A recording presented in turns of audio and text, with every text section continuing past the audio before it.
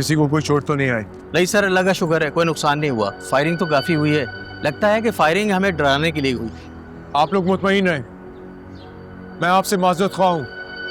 मैं जानता हूँ उन्होंने ये सब कुछ क्यों किया है। वो चाहते हैं कि फैक्ट्री बंद हो जाए और आप सबका रोजगार आपसे छिन जाए। सर माफ़ी चाहता हूँ, सारे मजदूर बहुत डरे हुए हैं। ये कहते हैं कि आपकी दुश्मनी में हम लोग क्यों बेमौत मारे जाएं। ऐसा कुछ नहीं होगा, आप लोग इत्मीनान रखें। मैं आप लोगों की सिक्योरिटी का बंदोबस्त करता हूँ। सर इन लोगों को मैंने बहुत समझाया, लेकिन सर ये राजी नहीं हो रहे। ये कहते हैं कि हम खेती बाड़ी कर लेंगे लेकिन यहाँ काम नहीं करेंगे। यही तो वो चाहते हैं कि आप लोग उनकी सोच के गुलाम बन जाएं।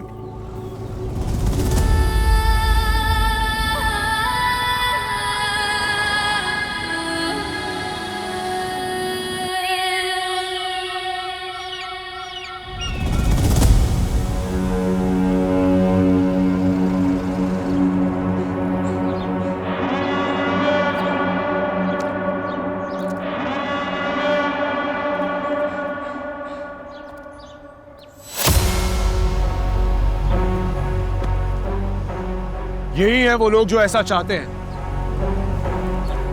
आप लोग जाएं और तब तक फैक्ट्री वापस ना आए जब तक आप लोग मुतमईन नहीं हो जाते। बस एक बात याद रहे कि इस दौरान कोई ऐसा फैसला ना करना पड़े जिसका भारी नुकसान उठाना पड़े। जान जाने से ज्यादा और भारी नुकसान क्या होगा अली खान? तुम अच्छी तरह जानते हो ये प्रॉपर्टी डिस्प्यूटेड है। क्या कर रहे हो यहाँ? चले जाओ यहाँ से। तुम्हारी दुश्मनी मुझसे है, इनको बीच में ना लाओ।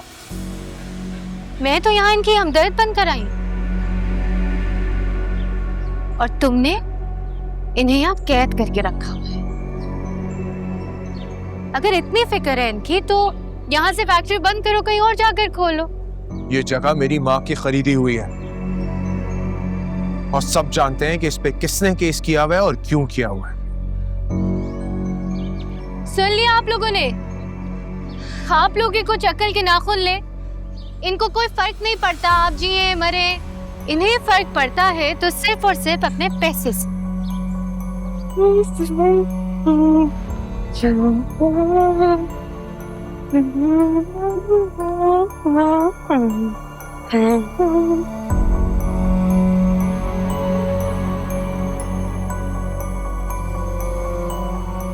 अजीब बात है, फोन भी नहीं उठा रहा। काम वाम नहीं करना है इसको। खैर चलो।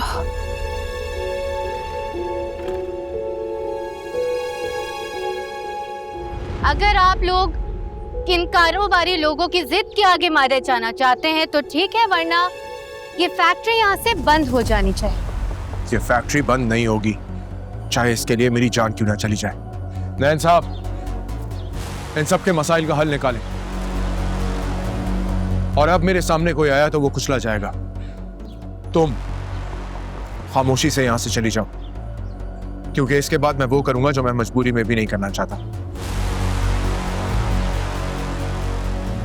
तो करो, क्योंकि अब मैं पीछे नहीं हटने वाली। सोच लिया आप लोग? अभी भी वक्त है।